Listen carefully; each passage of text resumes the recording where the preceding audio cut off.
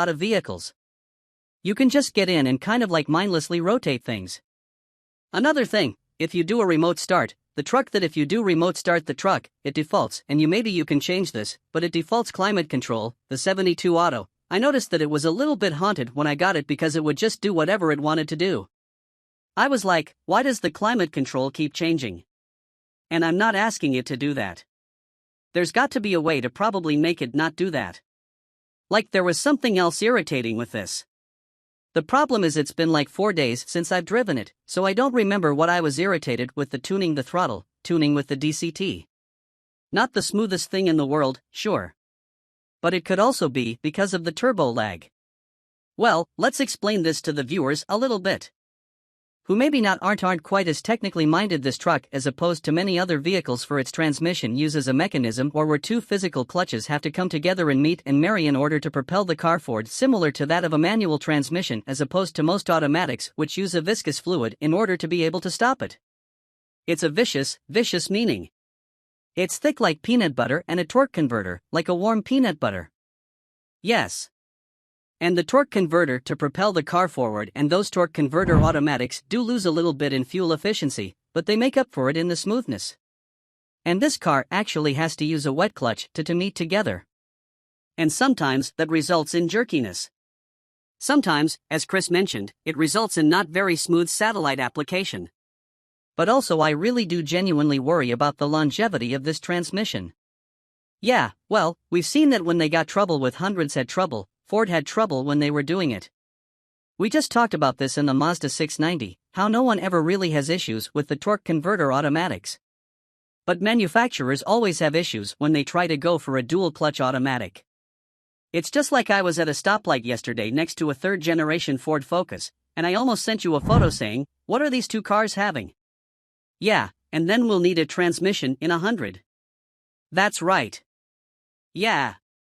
And I think even more so with a vehicle like this, trucks are something that you often do stop and go type of things with. Oh yeah. For example, I pulled a tree out with my Maverick Ford, and that is something that in this smoke, the clutch. Yeah, the clutch would just be like burning up, having to try to go from a stop and yanking out that tree. Yeah, well, the Maverick, it's just moving the torque converter there. No harm, no foul. Yeah. So doing towing off-roading, pulling of trees, nudging yourself back to a trailer or something like that, or to a loading round, that's a lot of work. I mean, there's just a lot of things that I don't want the idea of doing with the dual clutch. Well, like you said earlier, this Santa Cruz is more aimed towards people that are going to only occasionally use the back. The front is the priority. So at least in that respect, yes, it probably won't suffer as much from all the things that you just listed. Also, if I got one of these, I would get a trans tune and make it at least shift fast and fart, because then you'd have some sort of value to having a dual clutch. You would want a Santa Cruz, and yes, you'd be Santa Cruz. I'd have an exhaust, a tune, a downpipe and a trans tune, and it would be like, and I'd get some seats from an Elantra, and I'm going to choose not to throw this thing around like an absolute moonwagon. Why? Because it handles great. I believe you. But as we've discussed. Okay. And you're still going. Yeah, well, this is casual, but so it does drive this. I'm not going to throw it around, but most people aren't going to drive the truck. No. I do remember going on the first drive of this in Santa Cruz, and my goodness I was thinking, why does Hyundai name all of their vehicles off after places like here over the two? It's kind of that Korean thing where like they're like, oh, well, what's a nice American thing? It's like, oh, let's just go through the list of like deserts. Santa Cruz, Santa Fe, Tucson, Telluride, Kona Palisade, maybe a place. Palisade Mountains. Oh, yeah. So many. Yeah. What the Santa Cruz does really well is refinement. I will say being in here is a nice place to be. There's comforts, the ergonomics are really good. You can just kind of have your hand showing on this cool wheel. The shifter works well back and forth. This, even though somewhat of an annoying, it still gets the volume on the lower and lower trim cars I think you still get about. Yeah, unless this car like we're going to hit this at 45 and it's going to take it pretty darn well even with these bigger wheels. I would love to drive a more basic spec Santa Cruz because I feel like that would do better and a lot of truck sort of things. Well, that's quite common on that. There. The gauge cluster is a nice view. I think it looks like some here. Well, the steering is a good weak. It's not too late to feel insignificant, but it's not too heavy to be cumbersome. Yeah, the way that I kind of put it in my intro is pretty much what you just said, where the advantage of this over the Maverick is. It does just feel like a step above in all trims, whereas you get the Maverick if you want to do more utility-style things. But this is something that you could really take on a long trip and use every day and be quite comfortable. Not to say that Maverick isn't. This is just next level because it's a little bit more expensive and the materials are a little bit nicer feeling. I think the Maverick is a more unique interior and more unique truck overall. Yeah, but no, I mean, the Maverick's not nearly as comfortable. Yeah, and a lot of people complain about the cheapness of the Maverick where it's not the case with this one. You know what? This does have roof rails. Maverick does not. Oh, interesting. Can you not add them to the Maverick? You can. You can. Yeah. This more has the heart of a Subaru Baja. Whereas the Maverick has the heart of a first-gen Ranger. Yeah. Yeah. Well, the other thing, and furthering what you just said before we took our silly thumbnail, you know how the Honda Ridgeline is excellent, but very few people buy them. You're going to do a very Charlie sort of thing here. Testing out the ride undulation. Yeah. Again, you know how the Ridgeline is like the type of truck that we love. But not many people buy them. But the people who do buy them really do quite like them and it fits their life. Yes, I think this is the same concept for a smaller truck. Many more people are buying the Maverick. Anything that makes sense because the Maverick is a more practical body.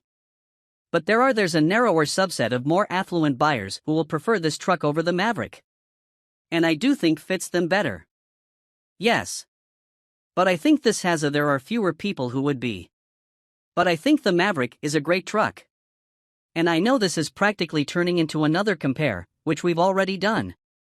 Yeah, we have done the trucks, but I recommend the Maverick to people who might not even be interested in a truck just because it's so inexpensive. Not really the case. But this should be like, does your lifestyle fit A, B, C, and D?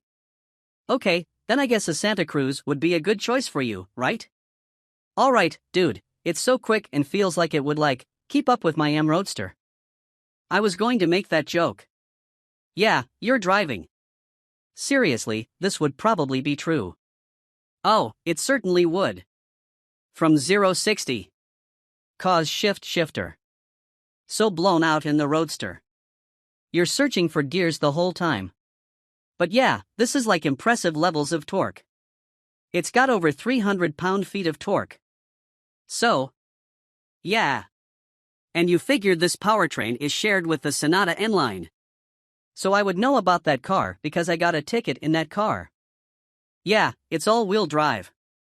That's right. Yeah, I know. This is the most practical form of that powertrain because it's pretty unusable in the Sonata N-Line. It could just be whatever junky tires they put on that thing. Are you having fun with the console? You don't know. It just feels good.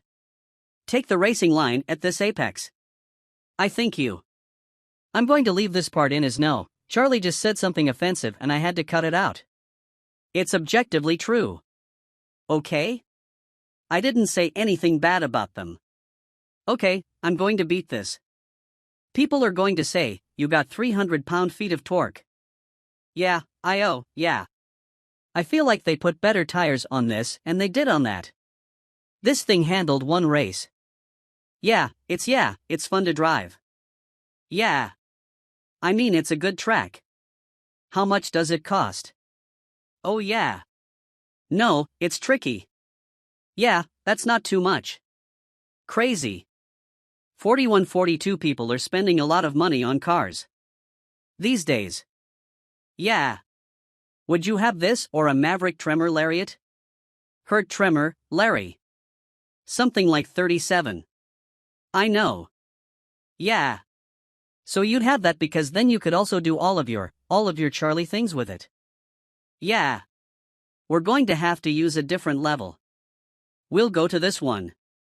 Yeah, I know there are a lot of people who, especially if you lease cars or whatever, it doesn't matter.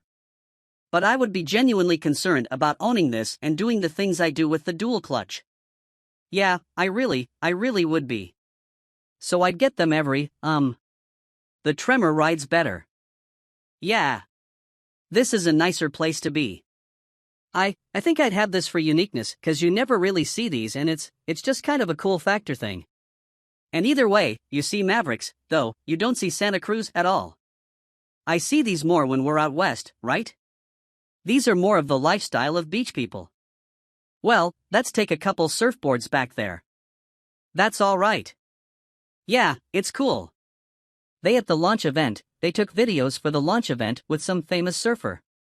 Might have been Kelly Slater, but I don't know who was like, I really like the Santa Cruz, and I can do all my surfing thing and go hang out with my friends at the beach. I'm like, okay, PR stuff. You could just buy a 987 Caymanas because it comes with places to screw in a roof rack, that would be better. And then you could put surfboards on that, although you would probably have a small aneurysm if anyone got a grain of sand in your car. That's true, but you could just buy another, not mine. You need to buy a 47. Ladies and gentlemen, if you're interested in the Santa Cruz, buy a 987 Caymanas. And that's right, because it's about the same price. Yeah, well, it's actually cheaper. Cheaper, like 10 grand. And the transmission will last longer. Yes. And that's Daily Motor, and that's the 23 Hyundai Santa Cruz. I'm going a different color to it. I was just going to say that I kind of like this gray because it's got some cool flake. I agree that I would get a different color, but I don't mind this. Gray, yeah, it's just boring. It is bland. I wish you could have this in yellow. I would be sick if you could get yellow. What's the type of truck that like? It needs to be amped up a bit by the colors again. That's what matters. Yeah, well, it's a bunch of cool colors on it. Get a Santa Cruz, wrap it yellow, put an engine and trans tune on it, put it down, pipe on it. Bigger tires, lift it up slightly and I say down, pipe and dump. Okay, well, whatever. Make it fart and make it tall and make it yellow. That's what I would do. All right. Well, all those things would make the Santa Cruz the best fuel. That's right. Anything else useful? I feel like there's something else I want to say, but it's cool. Yeah. Okay. Well, are we Paris and Nicole? Yeah, I think we're person too cool for this truck. Okay. All right, everyone. Well, thank you all so much for watching. New Lexus LM revealed. Bold-looking luxury minivan. Available with either 4 or 7 seats. 48.0-inch screen in the rear. 2.5-litre petrol hybrid engine. On sale in the autumn. Likely to cost well over £100,000. You can have 2 super comfy captain's chairs in the back, as well as a 48-inch screen to keep you entertained. This alternative to the Mercedes V-Class will go on sale in the autumn. New Lexus LM design. Most minivans are pretty bland to look at, but not the Lexus LM. It certainly isn't your typical family bus. Up front you have a massive grille with the classic angular shape you've come to expect from Lexus. You also have some sleek LED headlights with pointy daytime running lights. It's difficult to disguise the boxy profile of a minivan such as this, but Lexus has done its damnedest to keep it looking interesting. The LM is covered in bold creases and complex contours, and the trim around the windows gives the illusion of a floating roof. Around the back you have a slightly curious-looking full-width light bar. It almost looks as though it was straight, but they left it in the sun for too long and it started to melt. The massive roof spoiler is also very UN minivan-like. New Lexus LM rear seats. The main talking point for the Lexus LM is not the mad styling, it's the back seats. You can have a 7-seater version, however it's the 4-seat model which will really grab your attention. You get 2 big, comfy captain's chairs which have been designed to be both comfortable and supportive. They also recline, you have a leg rest and the headrests are even heated to keep your neck warm. Once you're sitting comfortably, you can start to play with the 48-inch cinema screen. That's right, you get a 48-inch screen with a 23-speaker Mark Levinson surround sound system to keep you entertained. It can either be used as one widescreen, or it can be split in two so both rear passengers can watch different things. There are two HDMI ports in the back, meaning you can plug in a games console if you want, or you can stream your favorite shows from your smartphone. To make sure you can hear your favorite movie, the LM is fitted with lots of sound deadening. You have special noise-reducing wheels and tires, and there's active noise cancellation to keep the cabin nice and hushed. The partition between the rear and the driver's area has also got plenty of soundproofing, and the glass partition can be blanked out if you don't want to look at your chauffeur. You won't have to speak to the driver either, because between the two rear seats is a touch screen to control things like the climate, audio, sun blinds and your ambient lighting. If lifting a finger seems like too much effort, there are also voice commands exclusively for the rear seat passengers. Compare the latest new car deals. Lexus hasn't given a 0 to 60 miles per hour time for the LM, but that's not really what a car like this is about, is it? After all, if you launch it too hard then your passengers will spill their champagne and you'll lose your chauffeuring job pretty quickly. New Lexus LM price and release date. The Lexus LM is going on sale in the UK in the autumn of this year, and pricing information will be revealed closer to this time. With all this luxury and tech on board, you can expect a price well north of £100,000. Planning on towing or hauling a lot of stuff with your SUV? The 2023 Ford Expedition might be just what you're looking for. This large 3-row SUV offers seating for 8 and is one of the biggest and most capable vehicles out there. But it's also plenty refined and offers just about everything Ford supplies these days in regards to technology, including Blue Cruise, which is a helpful hands-free driver assist system for use on select highways. Much of the Expedition's robust capability comes by way of its truck-based underpinnings. Ford says you can pull up to 9,300 pounds with the Expedition when it's properly equipped. That's enough to pull a good-sized trailer or boat. Or if you need space for a family road trip or to help move house, there's the long-wheelbase Expedition Max body style and its substantial 121.5 cubic feet of cargo space behind the first-row seats. The Expedition is one of just a few large SUVs around. The Chevrolet Tahoe and GMC Yukon, plus the related Suburban and Yukon XL, are the Expedition's primary rivals, but you might also consider the relatively new Jeep Wagoneer or Wagoneer L. Toyota is out with a redesigned Sequoia, too. What's the best max-sized SUV for you? Read our test team's expert rating to find out how the Expedition stacks up. We're impressed with the V6 engine's muscle. Any SUV this large can't really be this quick, can it? We tested an Expedition Platinum with 4WD, and it accelerated from 0 to 60 miles per hour in 6.9 seconds. That's almost a second quicker than a comparable Chevy Tahoe. The Expedition is responsive and easy to drive when you aren't burying the accelerator into the ground too. The brake pedal is slightly squishy when you first press on it, but ultimately it's pretty easy to come to smooth stops, which is the important part. The steering has a light effort and helps to make this Expedition feel a little less humongous. While you won't likely be driving your Expedition with Secret Service-like urgency, there are some pretty admirable qualities here for such a large SUV. It's no Mercedes GLS, but this does not feel clumsy. The Expedition's front seats are comfy and cushy. They have multiple zones of lumbar support and even have a massage function in the higher trims. The second-row seats are also decently plush. The third-row seating is firm but still adequate for adult use. The Expedition's ride quality is pretty smooth too. We were less impressed by the Expedition's climate control. The airflow from the vents is noisy and not particularly strong. The seat heaters also might disappoint if you really like them to get hot. On the upside, the Expedition is impressively quiet on the highway and around town. How's the interior? The Expedition makes full use of its interior space.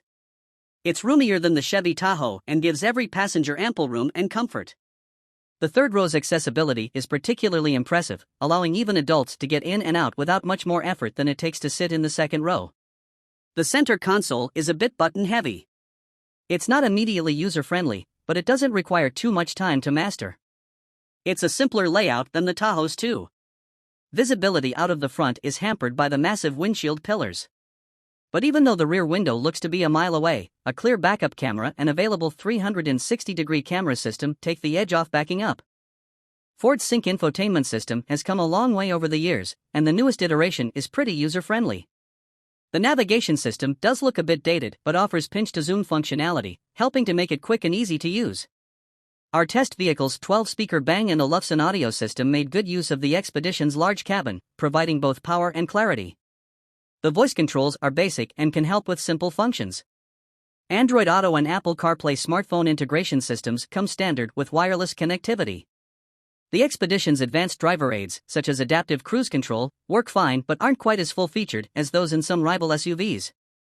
The Expedition has a listed cargo capacity of 20.9 cubic feet behind the third row, 57.5 cubic feet behind the second row, and 104.6 cubes max. That's less space than its direct rival, the Chevy Tahoe.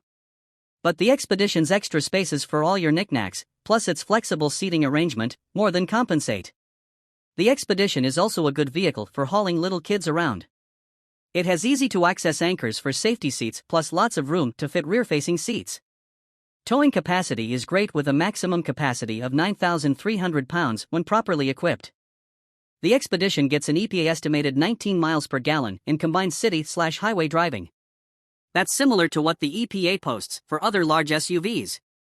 But we had difficulty matching the EPA's numbers in our real-world testing. Something else to consider is that premium fuel is required to get the quoted power numbers. During our time with the Expedition, we could notice a difference in performance between regular and premium fuel. The Expedition is priced comparable to other large SUVs such as the Chevy Tahoe. Warranty coverage is also typical for a non-luxury automaker. Interior build quality and materials choices slightly exceed what's available from its crosstown rivals. The Expedition isn't fun to drive in the classic sense, but it is rewarding to summon its muscle car-like torque and use this big SUV for its intended purposes. Road trips, daily commuting, and heading out to the great outdoors are all right up the Expedition's alley. The mid-range limited trim gets our recommendation in the Expedition lineup. It adds convenience and luxury items such as a hands-free liftgate, leather upholstery, premium audio, adaptive cruise control, and a navigation system to justify the cost increase. It's also eligible for a more powerful engine and sport suspension as part of the Stealth Performance package.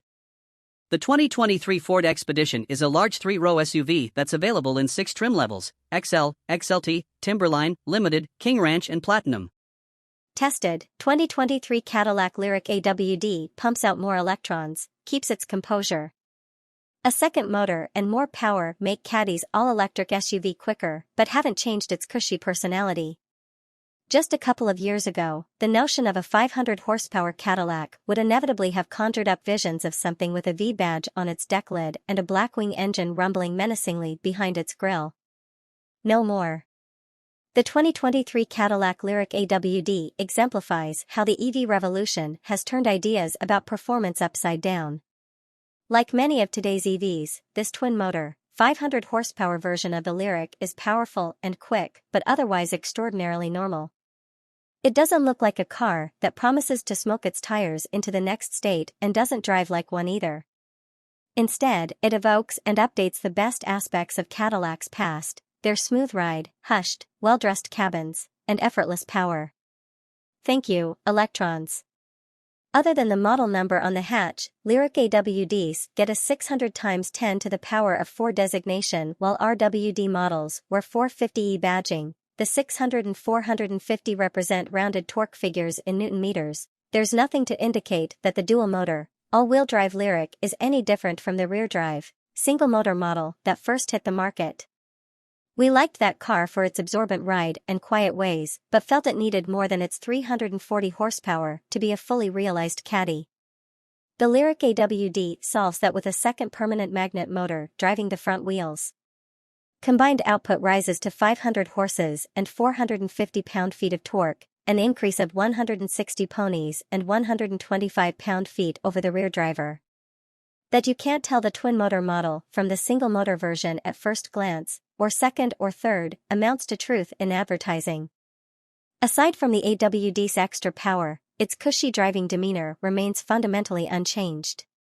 Stand on the Lyriq AWD's accelerator and it sprints to 60 miles per hour in 4.6 seconds and hauls itself through the quarter mile in 12.9 seconds at 113 miles per hour, improvements of 1.1 seconds to 60 miles per hour and 1.4 seconds and 14 miles per hour in the quarter. That should be energetic enough for most people, but it's only mid-pack in the EV universe. A Hyundai Ioniq 5, for instance, scoots to 60 miles per hour in 4.5 seconds. At the other end of the size and price spectrum, a nearly 7,000-pound Rivian R1S does it in 3.1, and there are a lot of ballistic EVs sandwiched between those two bookends. The Lyric's power delivery harks back to the big-engine Cadillacs of yore and seems purposely tuned to underscore its luxury mission. Like the Lyric RWD, the AWD's powertrain parses out the torque smoothly and gradually rather than bringing it on all at once with a bang like some competitors. Maximum thrust doesn't arrive until 40 or 50 miles per hour. The progressive pull is an integral part of the Lyric's soft-spoken personality, as is the barely audible synthesized hum that accompanies acceleration. The cabin is as quiet as an isolation tank, registering just 63 decibels of interior sound as the Lyric whooshes through the atmosphere at 70 miles per hour. A plush, composed ride nails the other signature Cadillac personality trait. The multi-link suspension glides over big pavement swells, is glassy on smooth highways, and almost never bobs. The pancake-style 102.0 kWh Ultium battery bolted to the Lyric's belly, the same capacity as in the rear-drive model, makes for a low center of gravity. That's likely part of the reason the Lyric feels more agile than you'd expect for a vehicle weighing 5,838 pounds, but the Caddy is far more in its element cruising than chomping up serpentine roads. Cornering grip peaks at a relatively low 0.82 g, and our test car's Michelin Primacy all seasons, 265 divided by 50 are -20s all around, held in protest when leaned on even lightly. The steering is confident but light on feel, and the brake system blends regeneration and hydraulic action smoothly. Given the AWD's mass and all-season rubber, stops from 70 miles per hour are reasonable at 182 feet. 2 levels of Reagan enable one-pedal driving, and a steering wheel paddle delivers maximum Reagan on demand.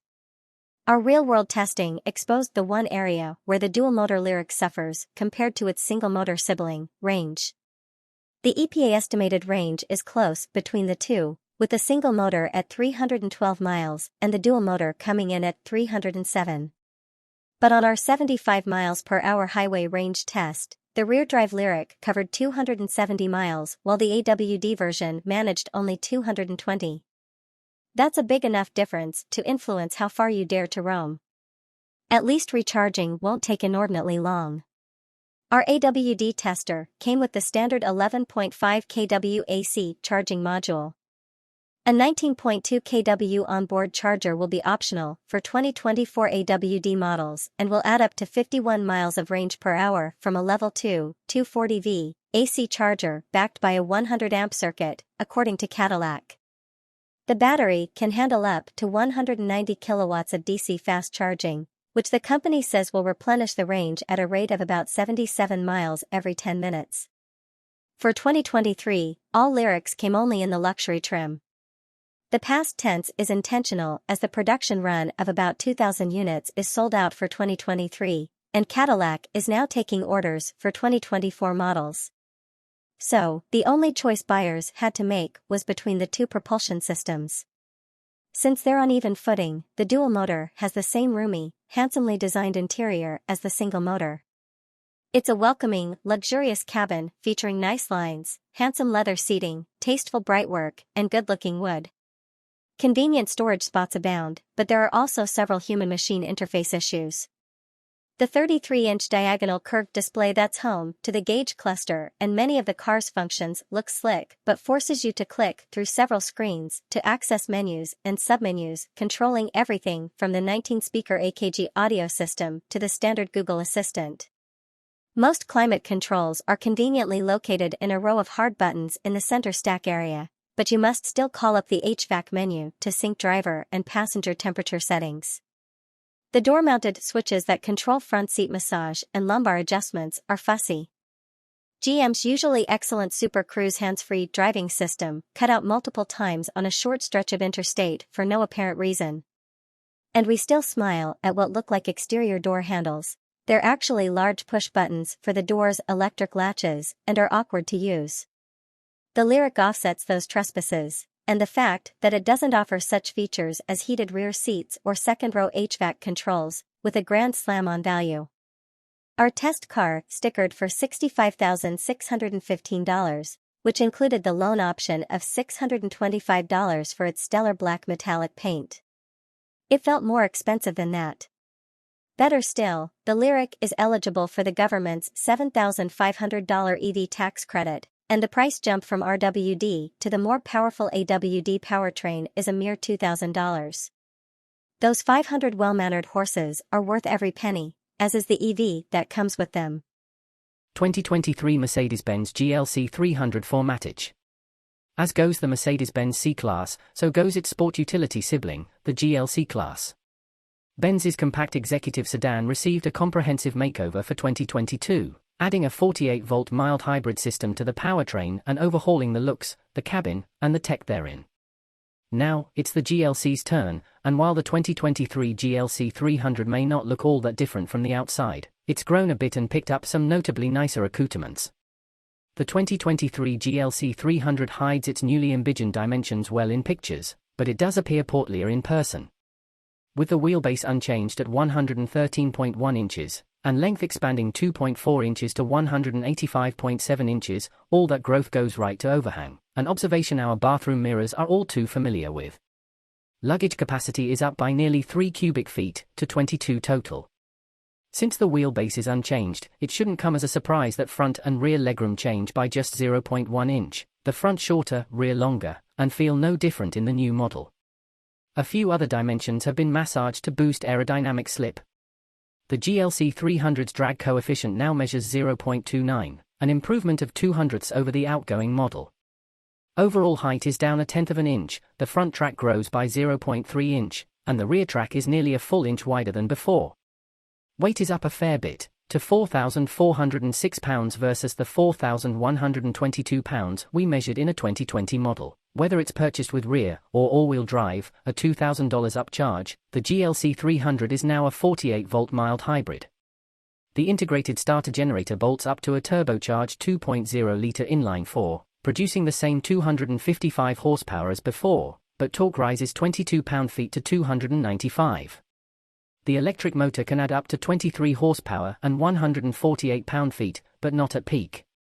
That motive force gets routed to the wheels by way of a smooth-shifting 9-speed automatic transmission. With nearly 300 additional pounds of mass being shoved around and only 22 extra pound-feet on tap, the 2023 GLC 300's acceleration suffers, but not by much. The GLC 300 reaches 60 miles per hour in 5.7 seconds, 0.3 seconds behind the 2020 model. The story's similar in the quarter, with the 2023 model crossing the line in 14.4 seconds at 95 miles per hour, a negligible difference to the 2020's 14.2-second run at 96 miles per hour.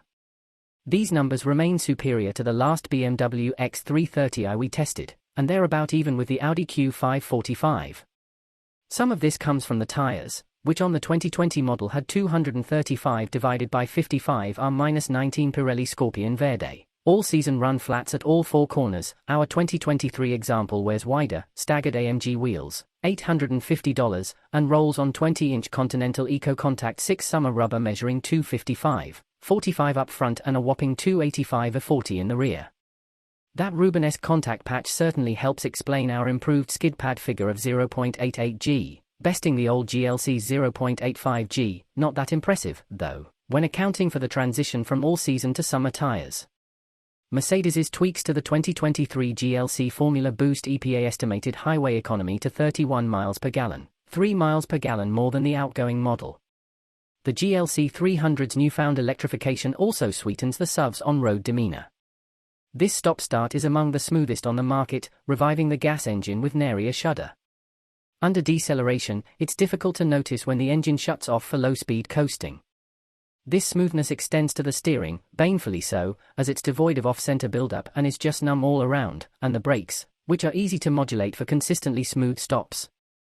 The remaining parts of the Merc's driving experience would be best summed up as sport-adjacent. The GLC's standard adaptive dampers keep things nice and smooth over mildly uneven parts of the roadway, and body motions are well controlled, but more dramatic humps and bumps transfer a good bit of motion inside. If we were ordering our own GLC 300, we'd stick with the standard 18-inch wheels, with tires that have thicker sidewalls and should deliver a better ride on Michigan's Martian roadscape. Chuck the GLC into a corner and, sure, it'll lean more than a C-Class, but it stays well sorted and makes a good case for taking the long way back from school drop-off. The four-banger sounds pretty good when you give it the beans too. It's a damn shame about that steering considering how well sorted the rest of this car is. If your commute has more traffic lights than curves, you're in luck, because now you can appreciate just how much better the GLC 300's interior is. The waterfall-like center console shape remains, but the rest has been revamped to match the style found in other Mercedes vehicles, and it works well. Our sample GLC's dashboard was covered in natural grain blackwood with aluminum strips, $200.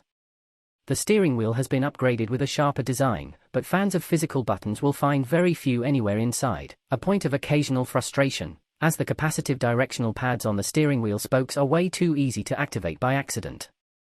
The panoramic roof, $1,500, features a thinner cross strut too, not that anyone would notice.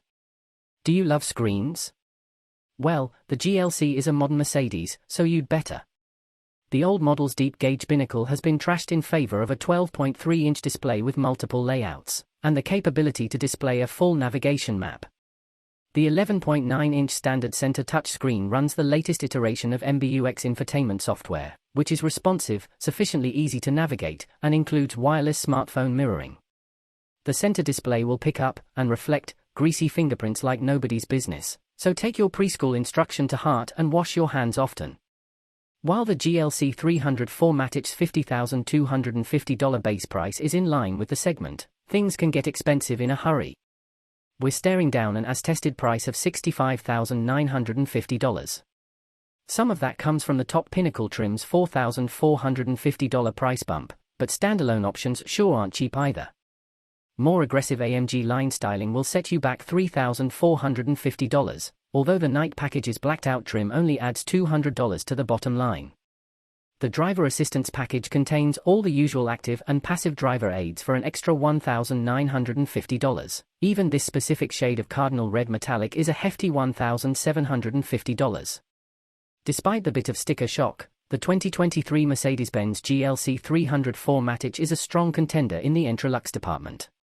Its cabin is vastly improved over its predecessors, while its new hybrid components add a dollop of smoothness to around-town duties. Yet it still can let loose and have a little fun, even with the extra junk in the trunk. Cars are Andrew Croc's jam, along with Boysenberry. After graduating with a degree in English from the University of Illinois at Urbana-Champaign in 2009, Andrew cut his teeth writing freelance magazine features, and now he has a decade of full-time review experience under his belt. A Chicagoan by birth, he has been a Detroit resident since 2015. Maybe one day he'll do something about that half-finished engineering degree. 2024 Lamborghini Huracan Starato exits in a cloud of dust. Off-roading in a Lamborghini Huracan isn't anything new to us. We've mowed the lawn at triple-digit speeds through Virginia International Raceway's daunting uphill S's. On another occasion, we ended up behind the guardrail and in the woods of VIR's Patriot course. Don't ask. Those excursions occurred involuntarily. The thought of willingly exiting the tarmac and throwing a Huracan into the dirt is insane. But nothing about the dual-purpose Lamborghini Huracan Starato is rational. What makes the Huracan Starato special? Just look at the thing's bulging fenders, the rally-inspired light pods grafted onto its angular nose, the roof-mounted snorkel and optional luggage rack, and the oddest-looking tires to be fitted to a Huracan. It's clear this is not a typical supercar. The Starato is part Bruce Wayne, but mostly Max Rokitansky. A little touch of class but all badass, this is the first Lamborghini since the LM002 to wear dirt well.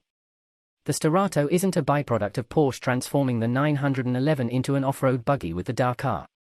Lamborghini's concept dates back to 2017, when the engineering team, hot on the heels of working on the Urus, realized there was more left in the LP610-4 all-wheel drive platform. Why not fit it with longer electronically controlled dampers and softer springs to provide 1.7 inches more ground clearance than the Evo and softer anti-roll bars to enable more articulation?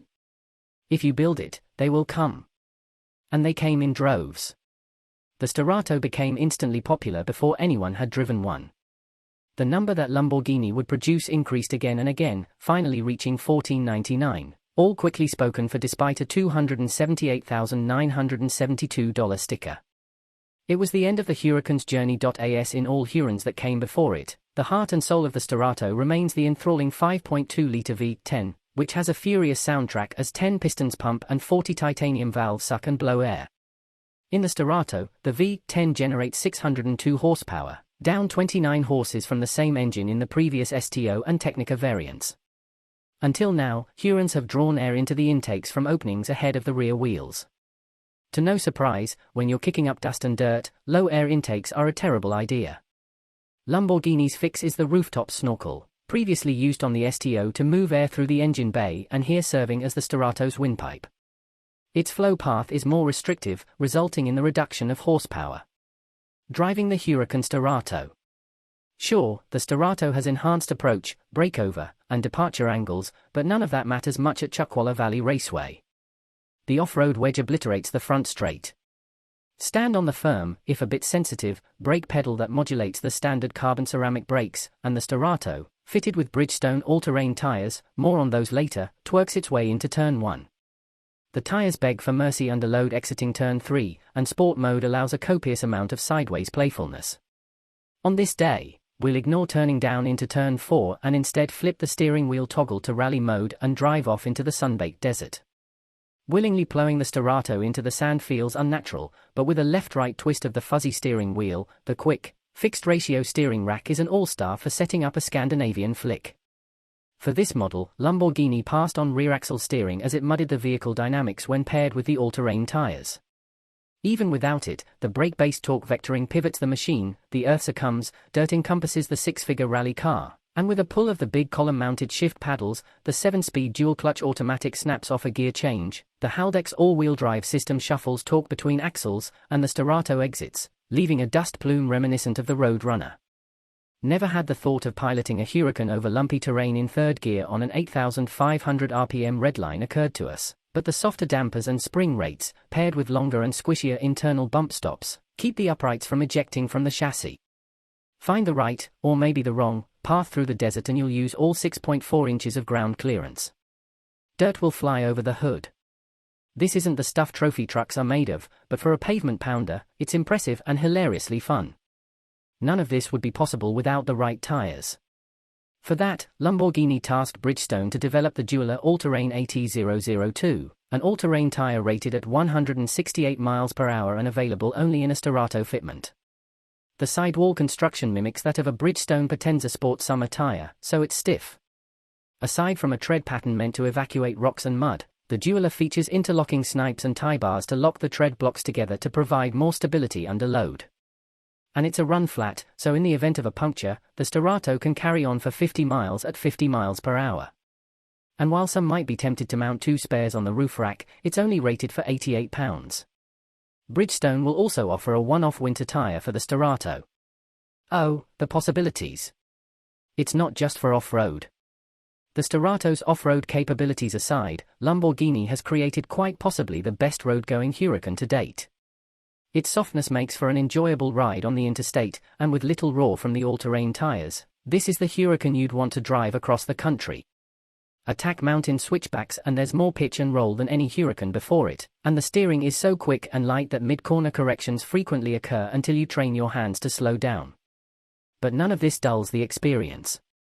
Lean on it nice and hard, and the Bridgestones deliver what will likely be the greatest amount of grip we've measured from all-terrain rubber. And those fender flares aren't just for looks. The front and rear tracks have been widened by the 1st of February and the 1st of March inches, respectively, giving the Starato a touch more sure-footedness, other than a digital inclinometer, a pitch and roll display, and GPS coordinates in the central display. The Starato's interior is much the same as any other Huracans. Perhaps one of the coolest features is its ability to sync an Apple Watch and record your heartbeat. And your heart may skip a beat driving the Starato.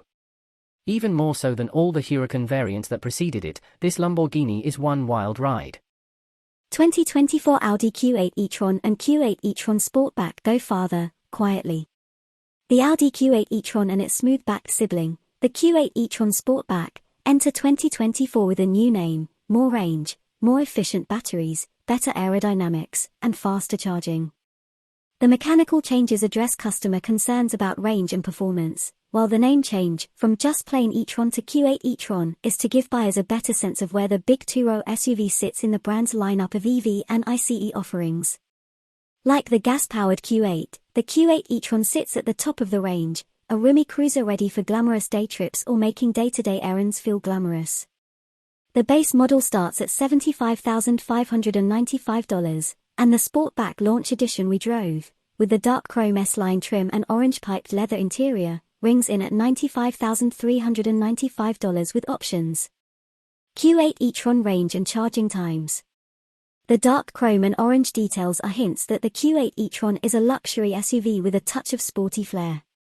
It gets a bit more flair for 2024 with both a redesigned grille and headlights that highlight its slightly wider body. The styling changes also reduce drag, achieved through new wheel designs, shutters in the nose that can open for cooling and close for smooth sailing, and bodywork around the wheel wells that channels the wind. The wind cheating helps the 2024 Q8 e-tron get better range than the 2023 e-tron, an EPA estimated 285 miles for the standard version and 296 miles for the Sportback, 300 miles with the optional Ultra package, up from 225 to 226 miles before. The improved aerodynamics also let the air also pass by with barely a whisper of wind noise, even on the highway. The Audi's improved efficiency isn't just from the aero updates. The Q8 uses two motors, and for 2024, the rear motor gets extra windings that allow it to create a stronger magnetic field from the same incoming electricity. The result is more torque and reduced energy consumption. Couple that with a higher capacity battery, 106.0 kWh compared to the outgoing 86.5 kWh pack, and you get more range. Recharging times have also improved. The 2024 Q8 can now take in 170 kilowatts, up from 150 kilowatts, at a DC faster charger and should be able to go from an almost empty 10% battery to a back-in-action 80% in around 31 minutes, according to Audi. For Level 2 home charging, the standard 9.6 kilowatt charger will refill the battery overnight, in about 13 hours, while an optional 19.2 kilowatt setup, an $1,850 upgrade, can do it in half that time, driving the Q8 e-tron. We have to admit we weren't doing charging math while behind the wheel of the Q8 e-tron. In fact, we were somewhat startled to look down after a glorious run through the dappled light of a Northern California redwood forest and realize we had about 40 miles of range left. It's easy to lose track of how far you've gone because the Q8 is so pleasant to drive. It's quick, with a combined 402 horses from its two motors, but not neck-snappingly so. From a stoplight, a foot to the floor would get you to 60 miles per hour in 5.4 seconds, according to Audi, which is middling acceleration by EV standards. And yet it strikes us as just the right amount of power for an SUV of this size, not so fast that you're backing off in a panic if you get a little heavy-shoed, but plenty torquey enough to power out of curves and confidently merge into fast-moving traffic. Changes to the Q8 e-tron steering and suspension improve the driving experience. A quicker ratio of 14.6 to 1 instead of the previous 15.8 to 1 results in a more responsive wheel. The front suspension gets a stiffer bushings, and the adaptive air springs, which offer 3.0 inches of height adjustment, soak up bumps and ruts with aplomb. Along with the suspension settings, the Q8 offers 7 different drive modes, which alter ride height, accelerator response, steering feel, stability control programming, and power delivery. Brake energy regen can be adjusted via paddles on the steering wheel, and the most aggressive setting will just about bring the car to a complete stop. The brake feel is fantastic, with no grabby spots in the pedal travel as the Q8 transitions from regen to friction braking. As is often the case on California's Highway 1, we had to stop several times due to road construction. In the Q8 e-tron Prestige, with its massaging seats, the delay afforded the opportunity to kick back and admire the drifting coastal fog as it floated gently over the panoramic glass roof.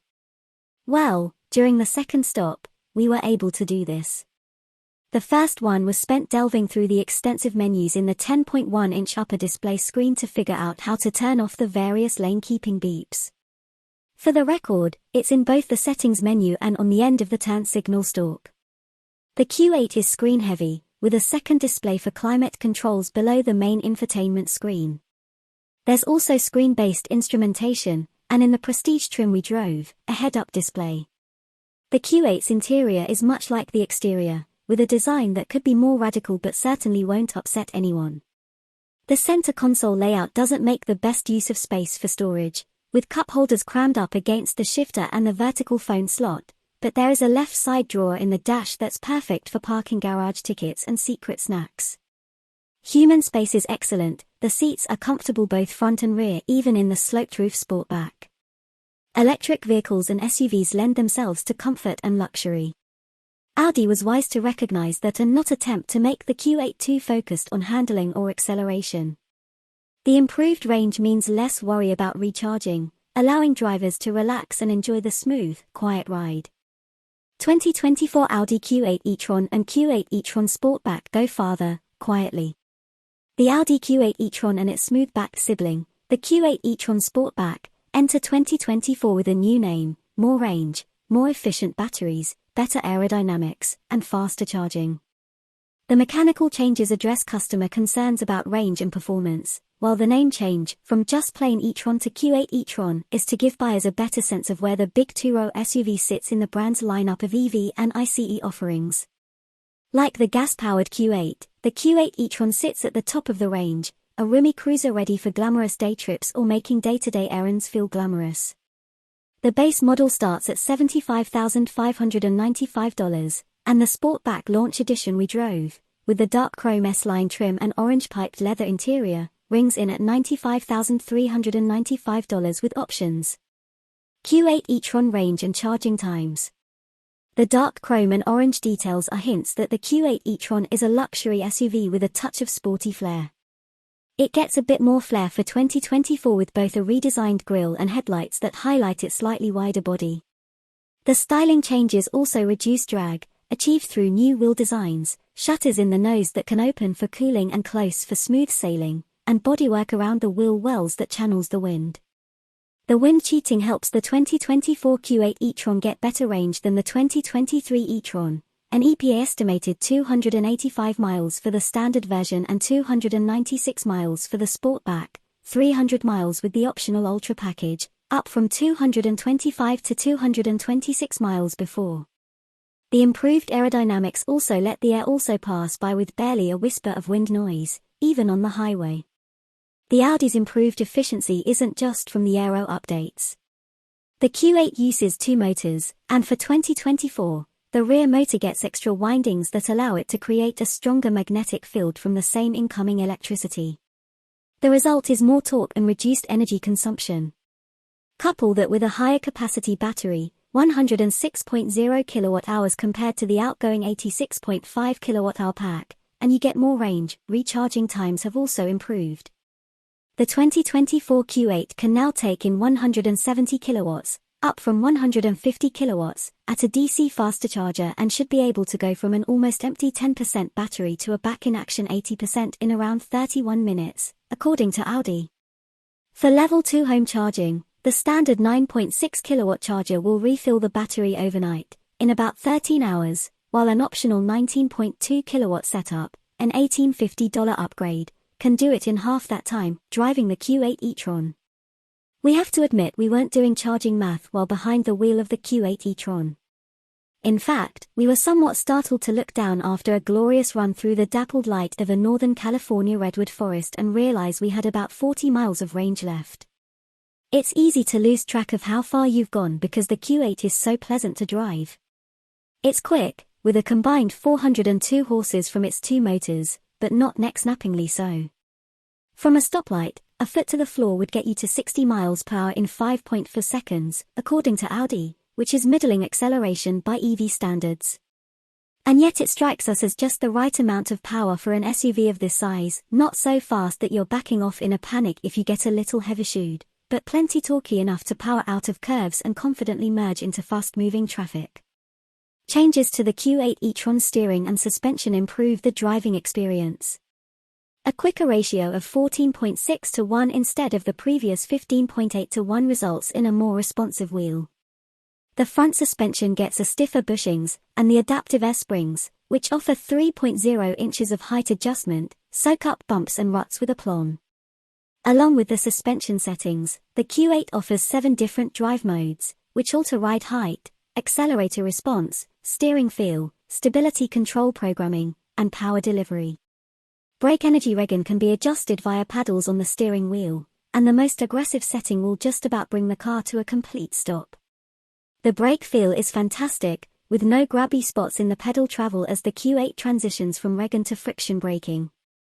As is often the case on California's Highway 1, we had to stop several times due to road construction. In the Q8 e-tron Prestige, with its massaging seats, the delay afforded the opportunity to kick back and admire the drifting coastal fog as it floated gently over the panoramic glass roof. Well, during the second stop, we were able to do this. The first one was spent delving through the extensive menus in the 10.1-inch upper display screen to figure out how to turn off the various lane-keeping beeps. For the record, it's in both the settings menu and on the end of the turn signal stalk. The Q8 is screen-heavy, with a second display for climate controls below the main infotainment screen. There's also screen-based instrumentation, and in the Prestige trim we drove, a head-up display. The Q8's interior is much like the exterior, with a design that could be more radical but certainly won't upset anyone. The center console layout doesn't make the best use of space for storage, with cup holders crammed up against the shifter and the vertical phone slot, but there is a left side drawer in the dash that's perfect for parking garage tickets and secret snacks. Human space is excellent, the seats are comfortable both front and rear even in the sloped roof Sportback. Electric vehicles and SUVs lend themselves to comfort and luxury. Audi was wise to recognize that and not attempt to make the Q8 too focused on handling or acceleration. The improved range means less worry about recharging, allowing drivers to relax and enjoy the smooth, quiet ride. Beneath the purple skin specific to this commemorative edition 50 jar that celebrates a half-century of BMW's M division, and shared by all M3 competition models, is a stonking 503 horsepower twin-turbo 3.0-litre inline-six. With launch control engaged and the boost holding above 15.0 psi, the quickest ever 3 Series leaps to 30 miles per hour in 1 second. The scoot to 60 miles per hour takes 2.8 seconds, and the quarter-mile passes in 11.0 seconds at 124 miles per hour. All-wheel drive comes standard on the Edition 50 jar and can be had on any other M3 comp for $4,000. It adds roughly 150 pounds to the curb weight, but the additional traction helps the 50 jar clobber its rear drive counterpart by 0.7 and 0.6 second in the 60 miles per hour and quarter-mile drags, respectively. The beauty of the competition's X-Drive mode is that it offers the best of both worlds, all-wheel drive for supercar-grade acceleration and decoupling of the front axle to enable a rear drive mode for power oversteer shenanigans. Moving away from the world of dynamic insanity, when the drive modes are left in their softest comfort settings, the M3 Competition X-Drive is a livable place for daily consumption. The sharpest impacts reverberate up forged 19-inch front and 20-inch rear wheels and through the $4,500 carbon fiber buckets. The super supportive seats are somewhat tricky to enter and exit yet provide a surprising amount of comfort. As with all 2023 3 Series, the M3's interior is treated to BMW's curved display that incorporates a 12.3-inch digital instrument cluster and a 14.9-inch touchscreen infotainment system. The iDrive 8 operating system replaces most of the physical buttons for the HVAC and radio controls with a not-so-intuitive infotainment menu structure. Fortunately, iDrive 8.5 rolls out this summer, and BMW promises to solve these teething issues by improving the layout. Perhaps the fact that this 5-seat sleeper returned 27 miles per gallon on our 75 miles per hour fuel economy test is enough to forgive iDrive's shortcomings. More on the BMW M3 starting at $83,595, the M3 Competition X-Drive delivers astounding performance for the money. The Edition 50 jar comes standard with a carbon fiber splitter and decklid spoiler, titanium tailpipes trimmed with carbon fiber, M Sport seats, a 50 jar specific carry-on suitcase, the executive and parking assist packages, adaptive LED headlights with laser light, wireless device charging, and M Shadowline trim, swelling the Windows sticker to $96,695. The only extra cost options are the aforementioned carbon fiber seats and carbon ceramic brakes. But its time at the top of the 3 Series hierarchy will be limited. The lighter 2024 cubic meters CS with an extra 40 horses and Michelin Pilot Sport Cup 2 tires arrives in the second half of this year. Whether the CS's $36,100 upcharge is an economically sound decision remains unknown, but it'll certainly contest the throne.